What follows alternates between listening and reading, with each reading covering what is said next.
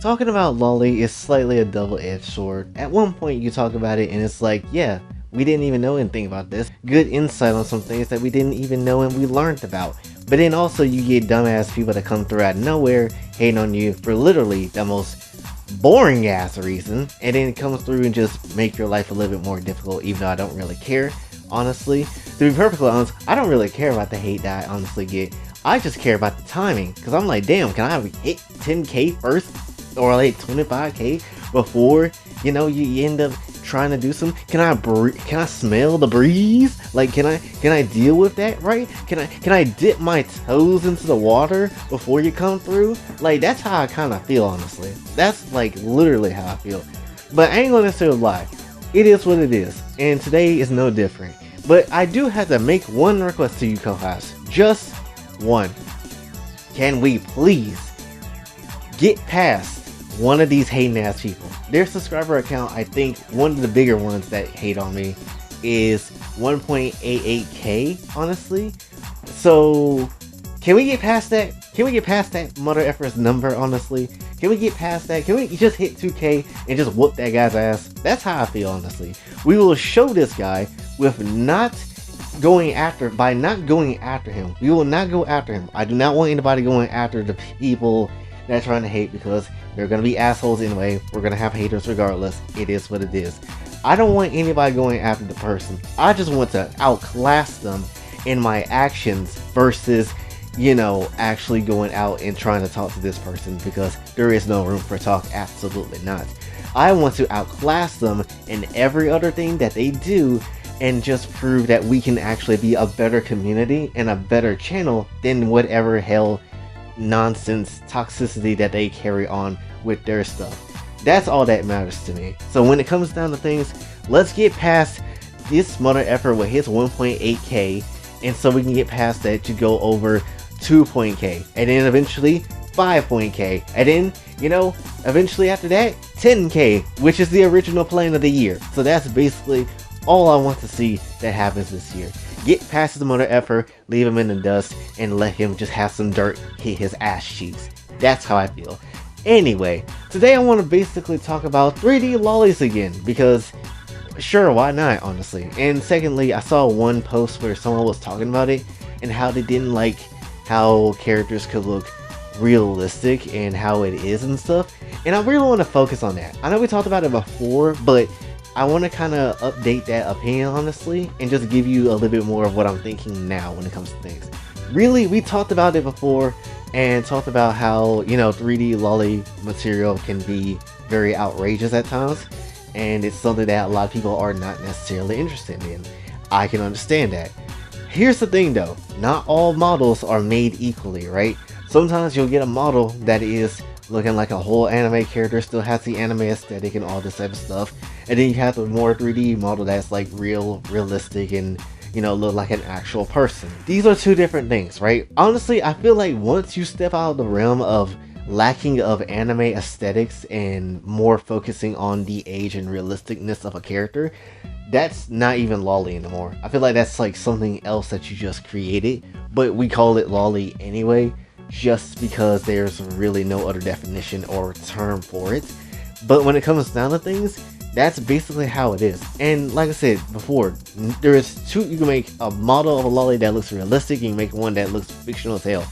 Like anything for, let's say for Genshin, for instance, Chi-Chi, she obviously is a 3D model. Is she realistic? No, she has like an anime kind of aesthetic, and she looks perfectly fine. And if you show this to someone, they'll be fine with it, or at least they'll be decent with it, alright? But if you showed, like, let's say a model of someone that really knows how to work their way around like some Unreal Engine or something like that, and make like a actual real kind of ish model of a person or something like that, even if they never used like any type of like references and stuff, then it's getting weird, and it's like, how is this even a thing, honestly? So it's kind of weird, honestly, and a lot of people have uncomfortable feelings with it too. Sometimes you can't even show really you have models that is from games people rip out all the time and then use those, but really even those are like a stretch a lot of the times too, right? Because sometimes they be using actual real life actors for those characters too. like let's say Detroit becomes human with Alice's character in that game, there is some content when it comes to that character. Weird part about it is it was from a real life actor, so it's like, that's a bit weird, and it's the main reason why you don't ever really see anybody using that character ever really again, honestly. And definitely it's the biggest reason why you don't necessarily see a lot of people approving of that content too, because sometimes you don't necessarily know if it's modeled after a real person or not, and if it isn't, how do we know that? So that's kind of like the thing when it comes down to it. But then you have to also look at it from a different type of angle and perspective. Realistic models, obviously they look weird too, right? Something that you probably won't want to get involved in.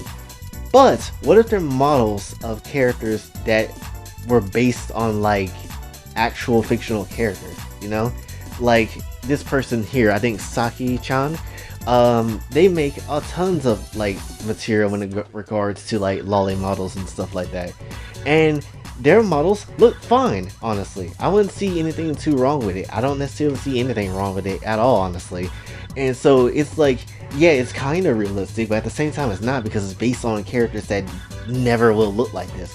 You will never find someone that looks like this in real life. Sure, you'll probably find someone that looks kind of realistic-ish to this, but not to the point where they look exactly like this. You won't ever really find this. So that's kind of like the main thing too. And they use references, but they use references from petite GAV models and, you know, adult actresses and stuff. So while it's maybe looking like from a distance that is pushing it over the edge, it's really not, honestly. And it's like, there is certain levels basically of 3D Loli models that you can use that is fine, and then there's other levels of it where it's just like, it's getting really creepy, you might need to chill out. Again, Loli does have its uncomfortable parts of it. Really, Loli itself in the anime traditional Japanese version of it is not really uncomfortable. It's when you start trying to take it out of that range and focusing more on the age of the characters and the more realisticness of the character, that's when it starts getting to that level of uncomfortability and uneasiness, obviously. Because traditional Loli looking characters, there's really nothing uncomfortable there. It's just anime aesthetics and literally 2D art of a character. That's basically it. There's nothing really weird when it comes down to it. But when you get out of that uncomfortability, that's when things start getting a little too sketchy and might want to start toning it down a bit.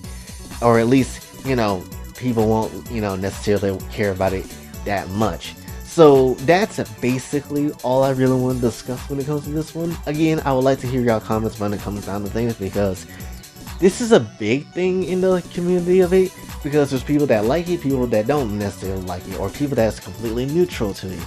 And it is kind of a big discussion that I feel like we should kind of talk about, because again, there is levels of it where 3D models is fine, and there's other levels of it where it's not so fine. So I would like to know exactly how you feel about it, honestly, you know? So, because hell, honestly, like for instance, there's a Resident Evil mod where Sherry Birkin is just naked and just walking around getting hunted down, and it's on the YouTube, you can find it, but it's just a point though, you know? So that's basically all. But then like again, you also have like models like Tina from like what's that game called, Borderlands or something like that, and she got like a whole model too, but she looks okay, you know, because it has this aesthetic and style of it.